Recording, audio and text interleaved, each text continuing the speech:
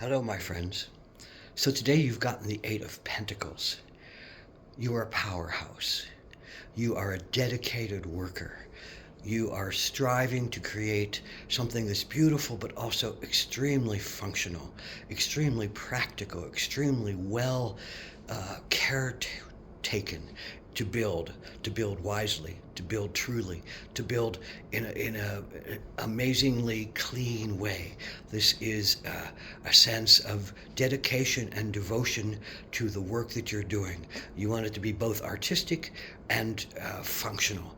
You are pumping out this energy so much. You're so focused, hyper focused in your perfectionism of creating this thing that a lot of other things may leave your understanding and your sight and your doing.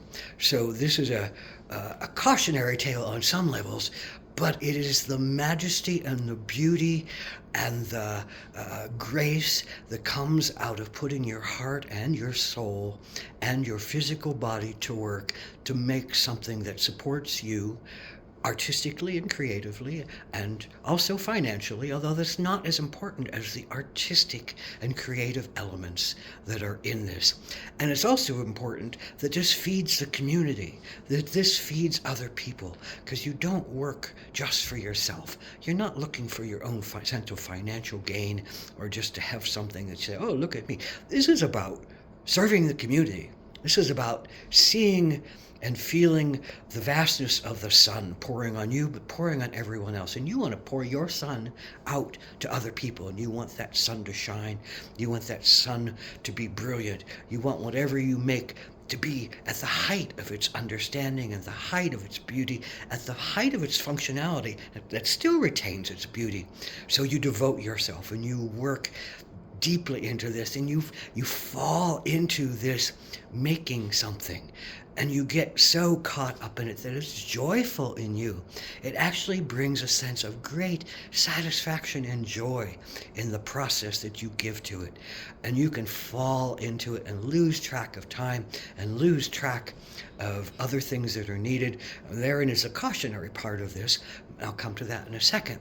But, if you look at the traditional Rider-Waite cards, this guy is working hard. He's an apprentice. He's an adept. He's making things. He's finishing one. He's got others finished. And if you look, there's a village down the road and a family life down the road, but he's not focused on them. He's focused on the work. He or she is focused on the work. So the cautionary tale around this is you have to balance this energy. You have to be willing to look at what else is needed. You can't forget your body. You can't forget your relationships. You can't forget your community just by going deeply into building this work, because that's not going to be satisfying to you in the long run.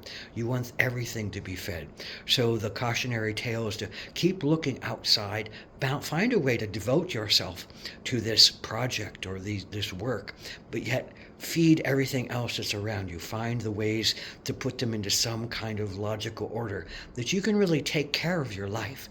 And you will take care of your life if you focus broadly enough that you can do all those levels. And thereby your spirit is fed, your heart is fed, your bones are fed, your muscles are fed, your intrigue of making something beautiful that's functional is fed. And you are really, you're learning. You're an adept, you're an apprentice, you're working with maybe others who know what this is, or you're working with just yourself and coming to a clean and wise place within yourself about what you're doing. So very productive, very clean. Another sense of this is the Mother Peace deck, where this shows someone working beside other people's, each one learning their craft, each one involved together in a sense of wider community, but the development of a function, a structure, a place where other people work together. That might be a very important part of this card as well. Eights are structures. Eights are foundations. Eights are solid and can have a bunch of different things happening in them at the same time. But it's about everyone coming to this great sense of patience and practicality and devotedness to their causes, to work together, to really feed each other. And then the sense of that comes out of the Lisa de Saint Croix tarot is the beaver dam. And the beaver dam talks about how beavers will go in and block a stream, and they'll create an entire ecosystem that feeds others, that brings in new variations, that brings in new life, that really talks on a huge way of feeling the spirit of what is happening. But it's a work hard, focus, devote, develop, look for mouse energy to pull everything apart in the small ways that really make sense, looking for all the fine things that don't fit, tossing them out, getting rid of things that don't work, and taking those things that do work. Prudence and possibility are strong pieces of this. You have to have the prudence to clear cut and get rid of the things that don't work, and keep and honor the things that are there, because you find the beauty in them, and you want to fine-tune that beauty, and you want to fine-tune that essence of usefulness, and thereby possibility comes in. You don't want to be so tight and rigid in your control that it doesn't find a way to breathe. It doesn't find a way to have some imagination and some change that really feeds it show up. So possibility and prudence are a very strong part of this. The other sense of what this card talks about is, don't let yourself be small. Let yourself be happy.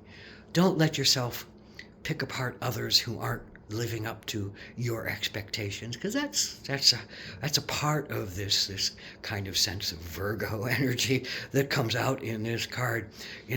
Be happy with others. Don't be critical of others. Find a way to call them in. Find a way to look at their beauty and tell them that they're beautiful and what they're doing is wonderful.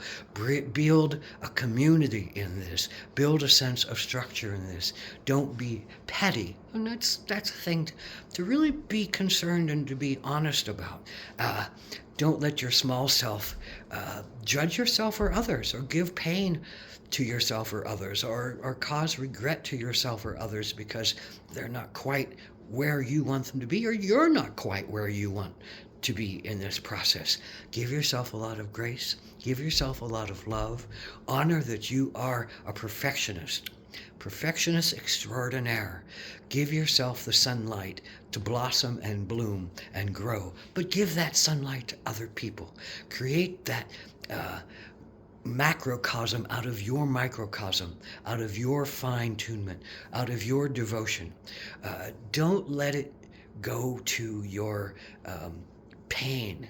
Don't let it feed your old pains and make you a harder person to be with. Because there's a lot of joy here. There's so much joy in creating, period. Creating that thing which is beautiful and also useful and functional and feeds others and feeds yourself. Blessed be. Ahom Atakwyasin.